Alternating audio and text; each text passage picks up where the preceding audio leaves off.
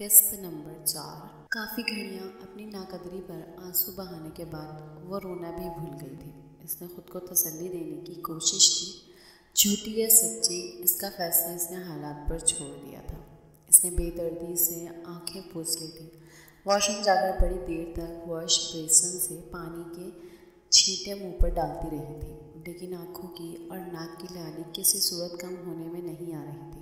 इसने नल बंद कर दिया और आकर बेड पर बैठ गई। कुछ देर बाद दरवाजे पर दस्तक देकर अली कमरे में दाखिल हुआ था। इसने फातिमा का मोहतरम चेहरा देखा तो दिल कट सा गया। एहसास जुर्म बड़ी शिद्दत से इस पर हावी हुआ था। वो फातिमा के पास आकर बेड पर बैठ गया था और बड़ी मलाइमत से इसका हाल पूछा। ठीक हूँ, फातिमा ने नज़रें उठाए बगैर कहा था। फातिमा, जो चीज़ हमारे अख्तियार में नहीं है, इसको सोच सोच कर परेशान होना, कोड़ना क्या दुरुस्त होगा? ना जाने वो खुद को समझा रहा था या फातिमा को।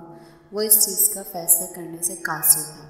इसने फातिमा का दायां हाथ थामना चाहा, बिल्कुल वैसे ही जैसे वो हमेशा से कोई भी बात फातिमा को समझाने से पहले करता था।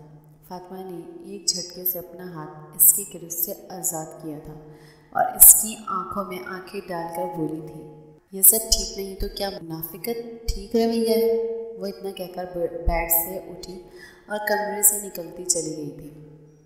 अली इसकी बात का पस मंज़र जानता था। वो जानता था कि फातिमा ने वालिदा और इसके माबैन होने वाली सारी गुफ्तगू सुन ली थी।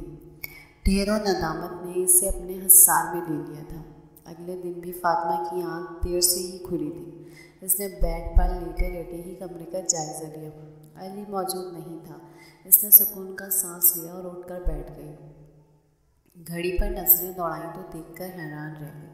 घड़ी 11:30 बजने का संदेशा दे रही थी। इसे मालूम था अली इस वक्त घर पर मौजूद नहीं होता। वो उठी और बिला वजह ही कमरे में चक्कर पर चक्कर काटने लगी। फिर एकदम से ड्रेसिंग टेबल के सामने आ रुकी थी। वो उलझे से बिखरे से बालों में थी, बिलाशुबा हसीन लग रही थी। इसने ब्रश उठाया और बाल सुलझाने लगी। इसके निहायत सिल्की और लंबे बाल बड़े आराम से सोचते जा रहे थे। तभी अली की गंभीर सी आवाज़ माजी के पर्दे चाक करती इसके कान में सरगोशी करने लगी थी। मुझे कर्ली बाल पसंद है। फातिमा और सारा के सवाल स्ट्रेट या कर्ली हेयर के जवाब में कहा गया जुमला इसे एक बार फिर बड़ी अज़ियत से दो चार करता गया। वह जानती थी अली ने जरनेश के घुंघराले बालों की वजह से ही ऐसा कहा था। वो इस दिन भी बहाना बनाकर गेम बीच में छोड़कर वॉकआउट कर गई थी। इसने ब्रश को ज़मीन पर दे मारा और गुस्से से अपने बालों को घूरने लगी थी। फिर उठकर अली की अलमारी के पास आई। दोनों पट वॉक करके इसने तिजोरी की तरफ हाथ बढ़ा दिया जिसमें अली की डायरी मौजूद होती थी। इसने बिना देखे ही तिजोरी में हाथ डाला। जो डायरी इसके हाथ में आई इसने निकाल ली। फिर चलती हुई आई और आकर बेड पर तसल्ली से डायरी खोली। डायरी खोलते ही एक पुराना सा कागज़ इसकी गोद में आ गिरा था। सेकंड के 1000वें हिस्से में वो जान गई थी कि वो ख़त और हैंडराइटिंग इसकी अपनी थी। इसने बड़ी उजलत से ख़त खोला था। हाय मिस्टर अली, कैसे हैं आप? मैं अपना नाम नहीं बताऊंगी कि मुझे कल से सख्त बुखार है या नहीं, क्योंकि मैं आपसे बहुत ज़्यादा नाराज़ हूँ। आपके पास मेरे लिए वक्त जो नहीं होता। मैंने कहा था कि लूडो खेलते हैं, लेकिन आपको अपने दोस्तों के साथ बाहर जाना था। जाहिर है मैं तो आपकी दोस्त नहीं हूँ, क्योंकि अगर दोस्त होती तो आप मुझे इस तरह छोड़कर नहीं जाते। आप मुझे जब छोड़कर गए थे तब मुझे ऐसा लगा था जैसे मुझे सभी छोड़कर चले गए हैं और दुनिया में मेरा कोई भी अपना नहीं रह गया। अब आप मुझे कभी बात मत कीजिएगा। बाय। खत पढ़ते हुए ढेरों आंसू इसके रुखसारों पर लड़कते रहे थे। एक इल्हाम हुआ था इस पर, ना जाने ये बेहतरीन वक्त था या बदतरीन। वह आज तक अपने दिल में मौजूद अली के लिए एहसासात को कोई नाम ना दे सकी थी। आज इसे मालूम हुआ था कि वो तो अली से मोहब्बत करती थे, तब से जब से इसे मोहब्बत के मायने भी मालूम ना था।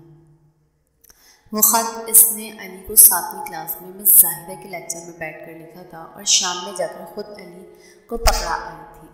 वक्त ने इसके साथ बड़ा अजीब सा दिलचस्प सा खेल खेला था। इसने ख़त दोबारा डायरी में डालकर लॉकर में रख दिया था। फातिमा फ्रेश होकर जब रूम से बाहर आई तो डाइनिंग टेबल पर दोपहर का खाना लग चुका था। वो सबको सलाम करके कुर्सी खींचकर बैठ गई थी।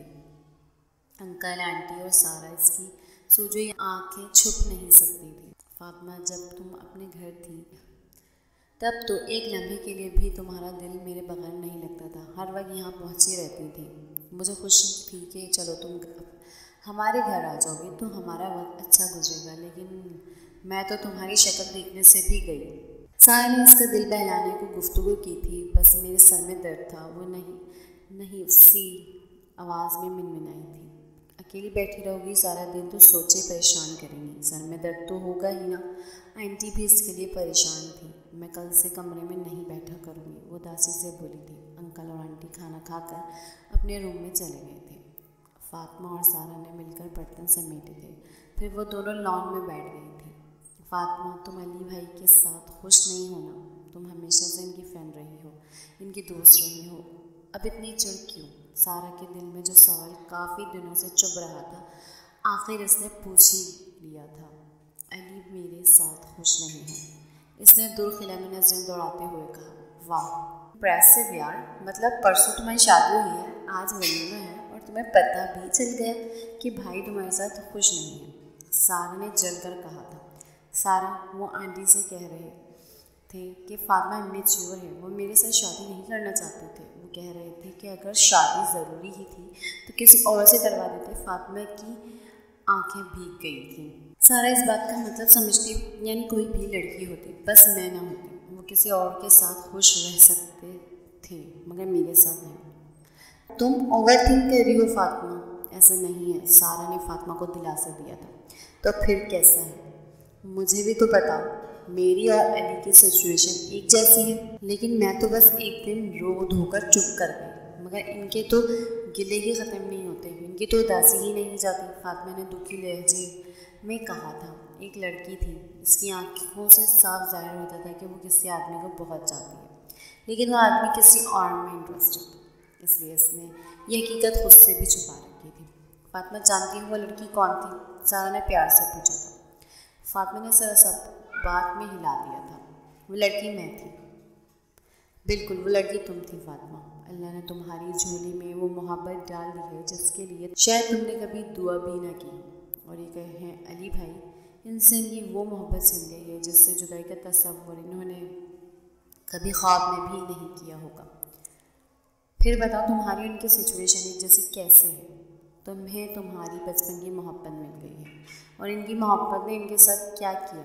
न सिर्फ बेवफाई की, बल्कि इन्हें तो रुसवा भी कर दिया।